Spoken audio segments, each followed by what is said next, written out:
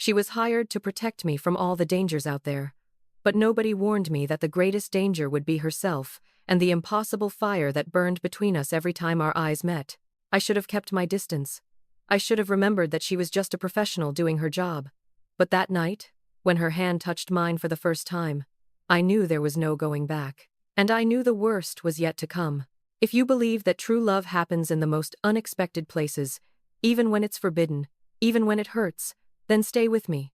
Experience every second of this flame that cannot be extinguished. My name is Olivia Hartfield, and this is my story. At 28, I had everything a person could want.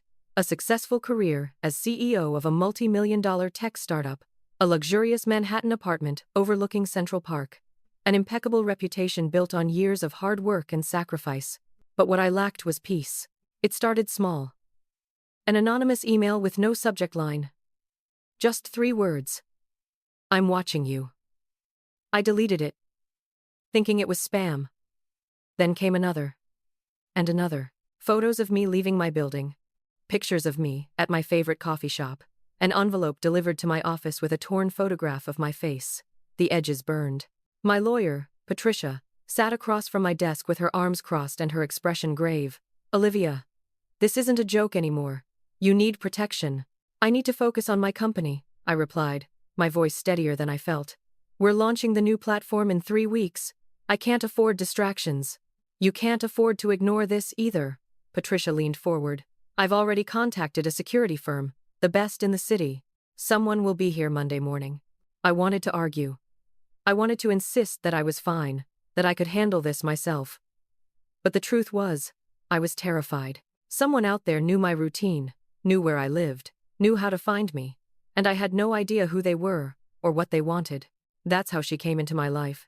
It was a rainy Monday morning when Quinn Archer walked into my office. The sky outside was gray and heavy, matching the knot of anxiety that had settled in my chest. I was reviewing quarterly reports when my assistant buzzed me. Miss Hartfield, your security consultant is here. I straightened my blazer and stood, preparing to meet some intimidating ex-military type with a buzz cut and a stern expression. What I got instead was something entirely different. Quinn Archer was 32 years old, broad-shouldered with short brown hair that fell just to the nape of her neck. She wore an impeccable black blazer over a crisp white shirt, dark jeans, and leather boots that clicked softly against my office floor. But it was her eyes that caught me. Amber eyes, penetrating and intelligent, the kind that seemed to see through any mask I tried to wear. She didn't smile. She didn't make small talk. She simply walked across my office with confident, measured steps, extended her hand, and said, I'll keep you safe, Miss Hartfield. That's my job. When my hand met hers, something happened that I wasn't prepared for. An electric current ran up my spine. An inexplicable warmth spread through my chest, as if the mere touch of her hand had awakened something inside me that I didn't even know was dormant. I pulled my hand back quickly, clearing my throat. Thank you for coming. Miss Archer. Quinn is fine. Her voice was low, controlled, professional. I've reviewed your case file. The threats are escalating. We need to establish a security protocol immediately.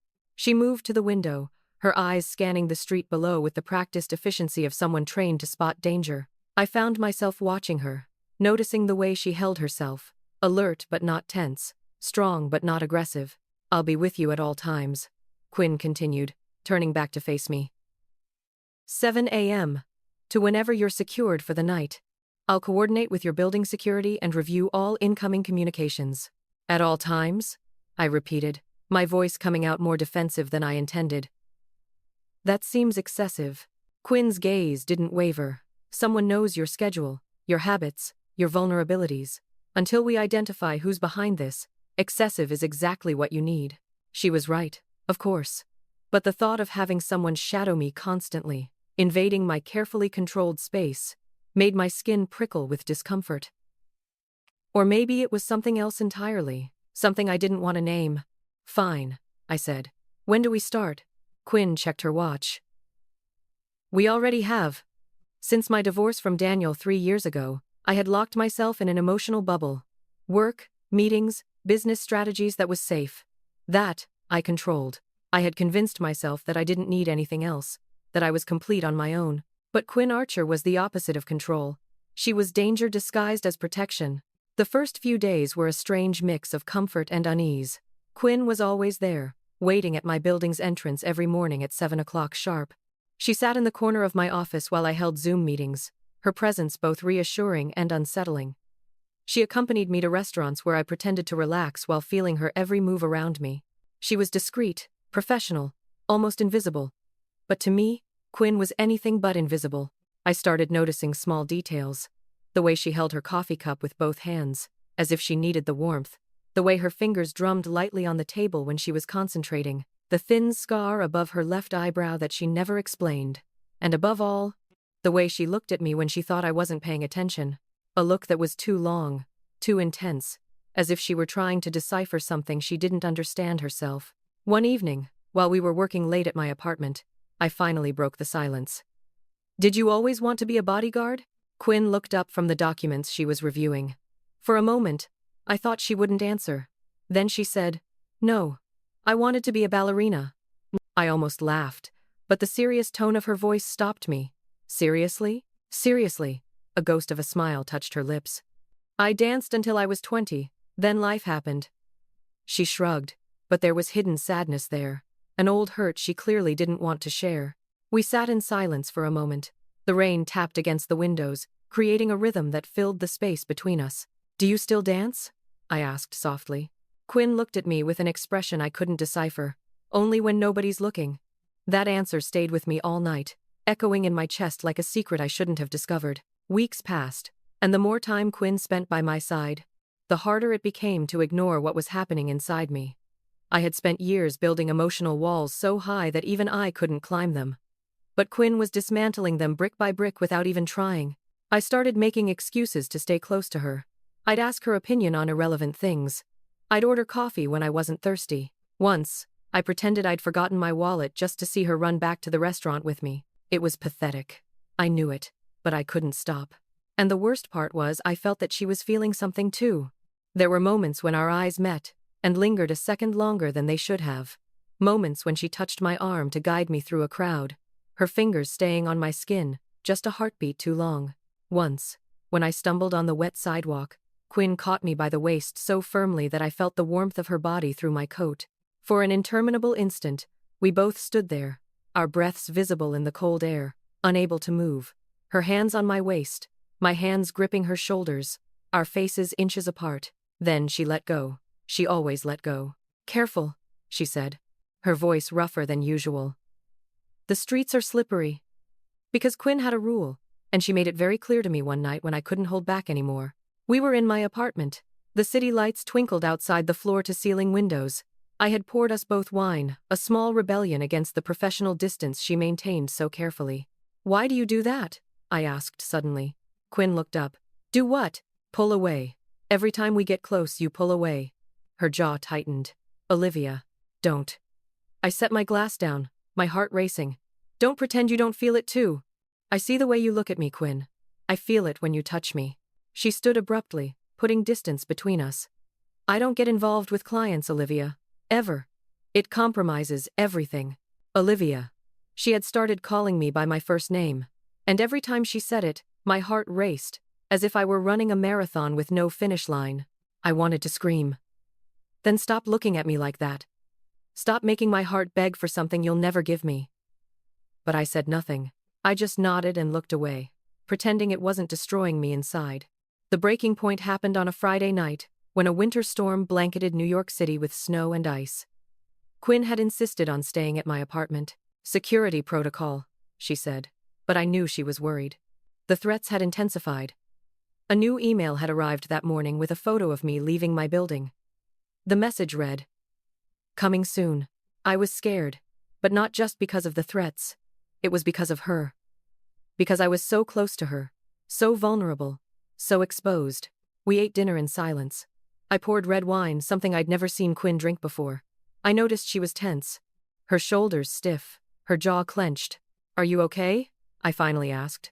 Quinn put her glass down on the table and looked at me. Really looked at me. "No, Olivia, I'm not."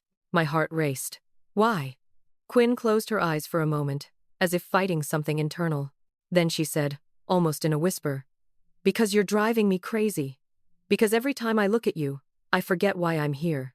Because I should be protecting you. But all I want is. She stopped, but I didn't need her to finish the sentence. I knew. I stood from my chair, my legs trembling, my heart pounding so hard I was sure she could hear it. I walked slowly toward her and stopped just inches away. So tell me, Quinn, I whispered. What do you want? She looked at me with an intensity that cut me in two. And then, finally, she touched my face with her fingertips and whispered, You. I want you. The kiss happened like a storm. Urgent, desperate, as if we had both been holding our breath for weeks and could finally breathe. Her hands on my waist, mine in her hair, our bodies fitting together in a way that seemed impossible and inevitable at the same time. When we finally parted, breathless, Quinn rested her forehead against mine and closed her eyes. This is a mistake, she said, but her voice was broken, full of longing. Then why does it feel so right? I whispered back. Quinn's answer was another kiss, deeper this time, more certain. And in that moment, with the snow falling outside and the world reduced to just the two of us, I knew there was no going back. We spent that night together, and it was as if the outside world had ceased to exist. Only the two of us existed, intertwined, discovering every piece of each other with a reverence I had never felt before. Quinn was caring, intense, present, and when she looked into my eyes and said, I've never felt this before, Olivia, never, I knew she was telling the truth. But the morning brought reality back. Quinn woke before me.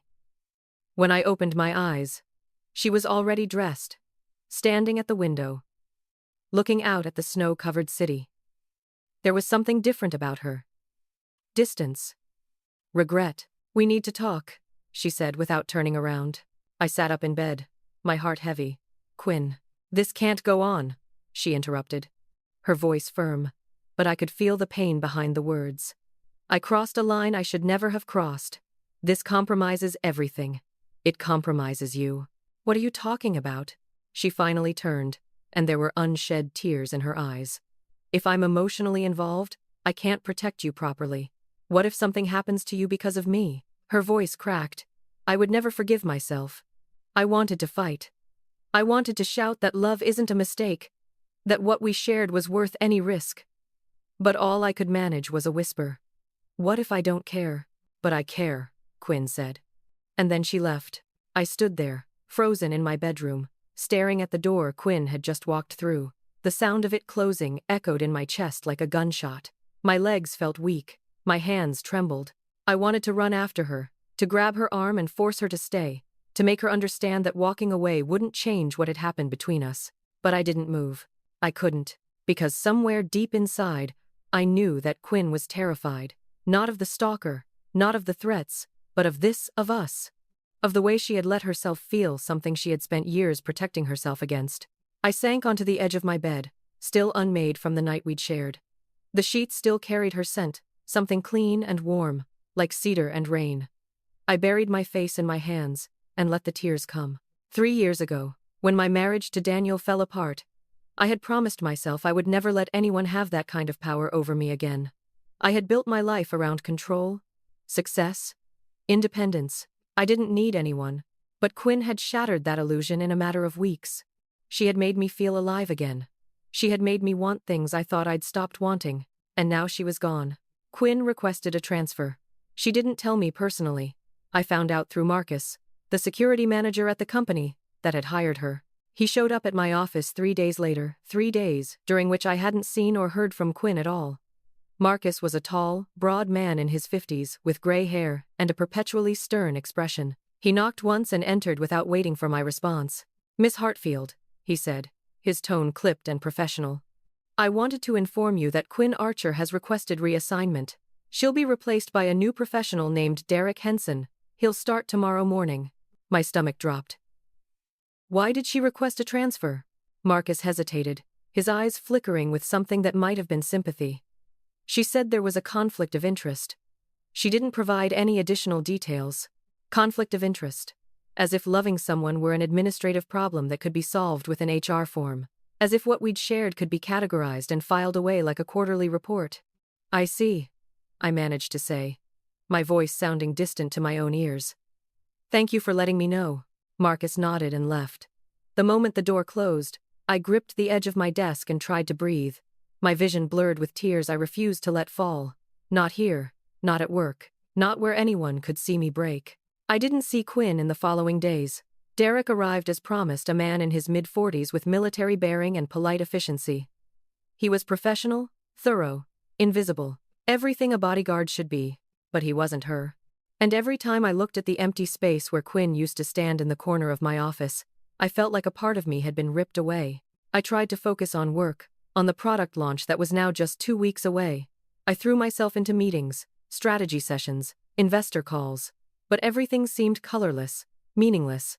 The passion I'd once felt for my company had dimmed, replaced by a hollow ache that followed me everywhere. At night, alone in my apartment, I would sit by the window where Quinn had stood that morning and stare out at the city lights. I would replay every conversation, every look, every touch. I would remember the way she'd held me, the way she'd whispered my name like a prayer, and I would wonder if she was feeling the same emptiness I was. The threats continued. More emails arrived, each one more disturbing than the last. Photos of me at the office, at restaurants, getting into my car. Derek assured me that everything was under control, that they were working with the police to identify the stalker. But I didn't feel safe, not without her. 1 week after Quinn left, I received an envelope with no return address at my office.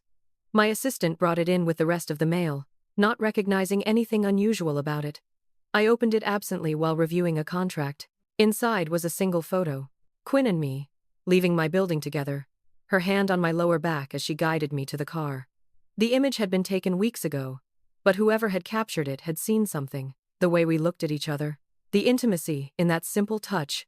Beneath the photo, written in neat handwriting, were the words, "Do you think she can save you?" My hands started trembling. The paper slipped from my fingers and fluttered to the desk. I stared at it, my heart pounding, my breath coming in short gasps. Whoever was threatening me knew about Quinn and me. They had been watching us. They had seen everything. And Quinn had left, not because she didn't love me, but because loving me had become too dangerous. The realization hit me like a punch to the stomach. Quinn hadn't walked away to protect herself. She'd walked away to protect me. She thought that by removing herself from the equation, she could keep me safe from whoever was watching us. But she was wrong. I grabbed my phone and called Derek. "I need to speak with Quinn Archer, now, Miss Hartfield. Quinn is no longer assigned to your case." "I don't care. Get me her number. Or get her here. I need to talk to her." There was a long pause. "I'll see what I can do." Derek didn't get me Quinn's number. But that night, as I was leaving a late business dinner, everything changed. Derek was walking beside me, his eyes scanning the street as we headed toward the car. His phone rang, and he stepped aside to answer it, speaking in low, urgent tones. I wasn't trying to eavesdrop, but I heard her name. "Quinn." "Yes, she's still investigating on her own." "No, she hasn't agreed to back down. She thinks—" "Investigating what?" I interrupted, stepping closer to Derek. "What is Quinn investigating?" Derek's expression tightened. He ended the call and looked at me with obvious reluctance. "Miss Hartfield, tell me, now." He sighed, clearly weighing his professional obligations against my demand for answers. Finally, he gave in. "Quinn never believed the threats were random," he said quietly. "She started investigating on her own and discovered that the stalker has connections to someone inside your company. She requested a transfer because she felt she was putting you at risk by being emotionally involved, but she continued working on the case behind the scenes." The world seemed to tilt around me. "She's still investigating? On her own?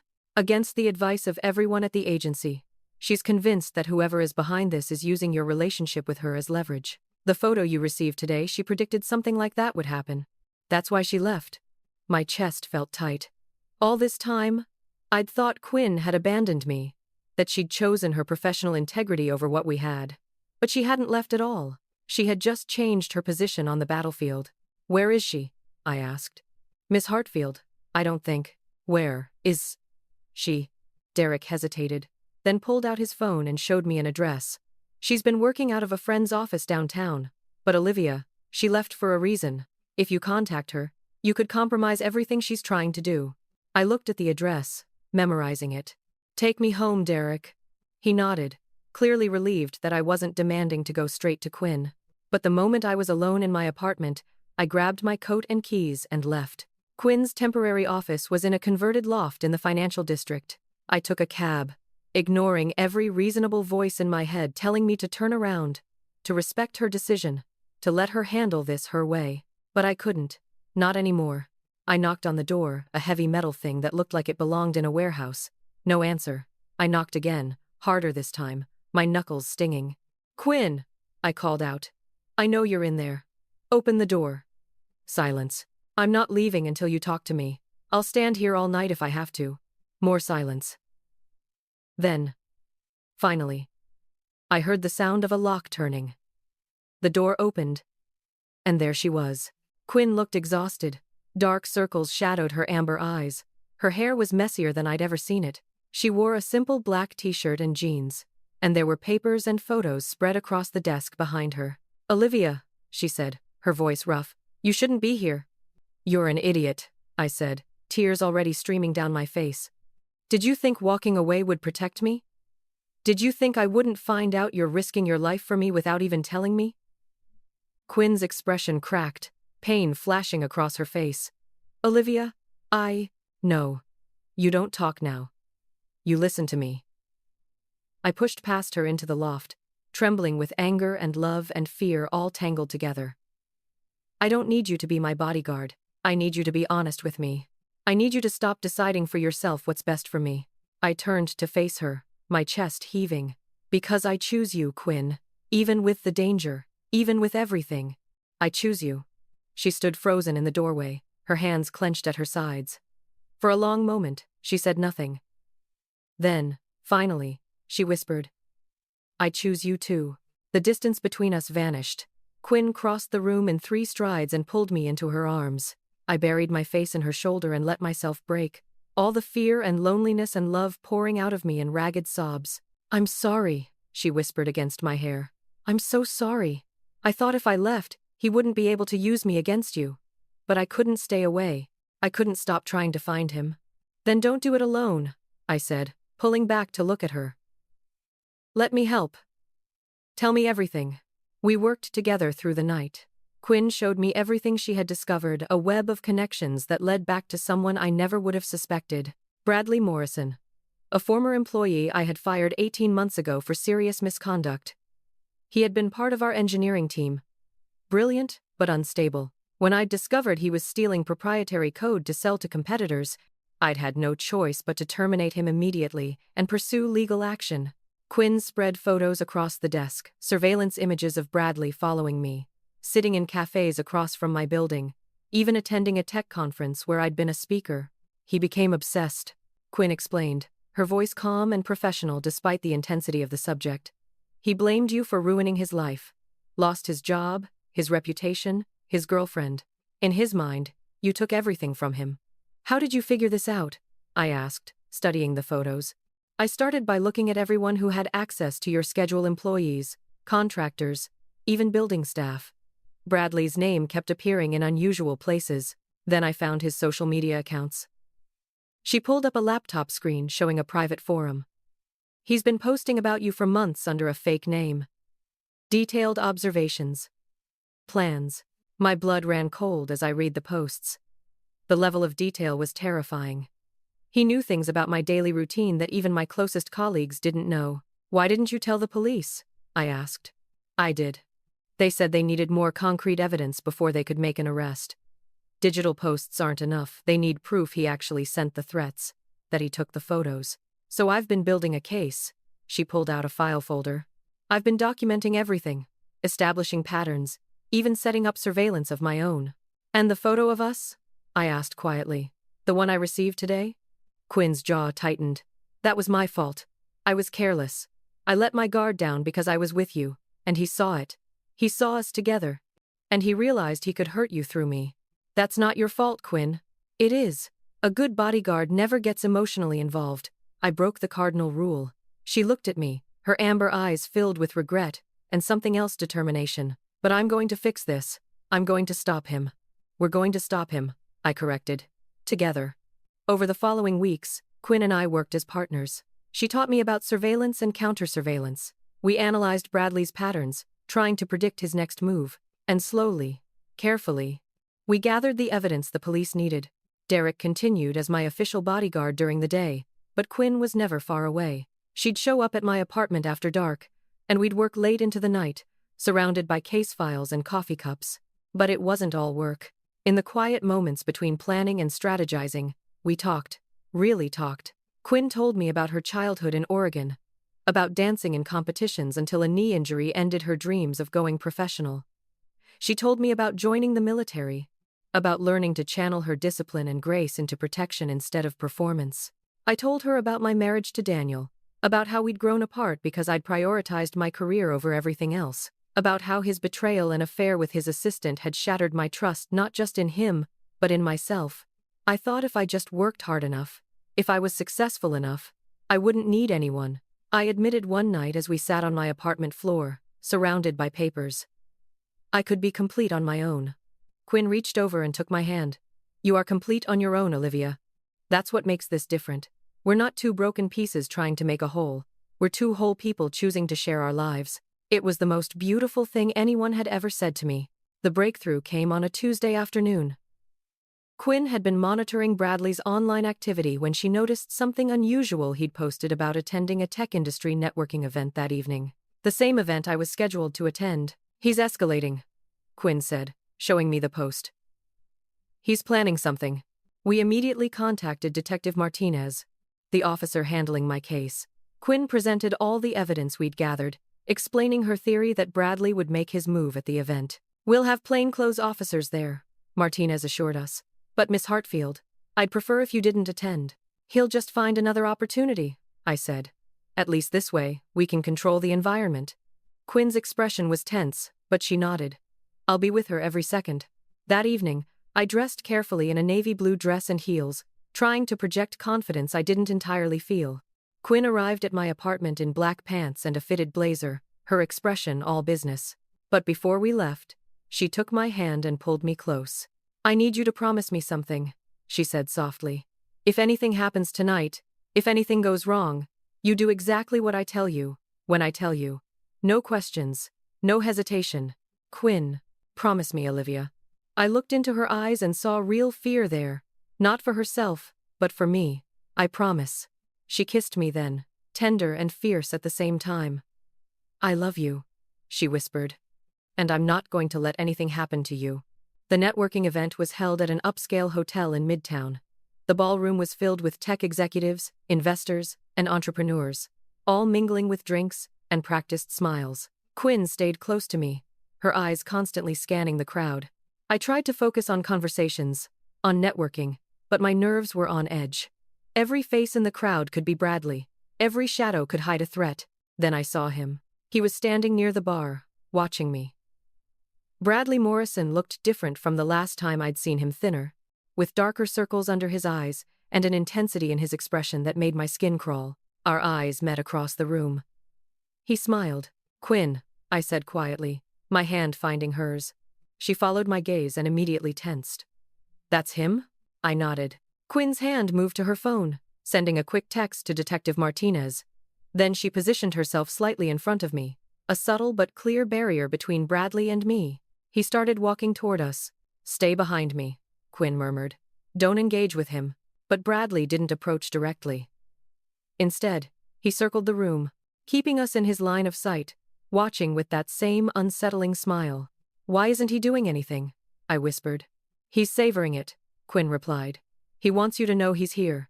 He wants you to be afraid. 20 agonizing minutes passed. Bradley continued his psychological game, appearing and disappearing in the crowd. Then, finally, I felt Quinn's body go rigid beside me. He's moving toward the exit, she said. He's leaving. What do we do? Quinn's expression was grim. We follow him. The police are waiting outside. We moved through the crowd, keeping a discreet distance as Bradley headed toward the hotel's side exit. Quinn had her phone in one hand, texting updates to the officers positioned outside. But as we reached the hallway leading to the exit, Bradley turned around. He was holding something in his hand.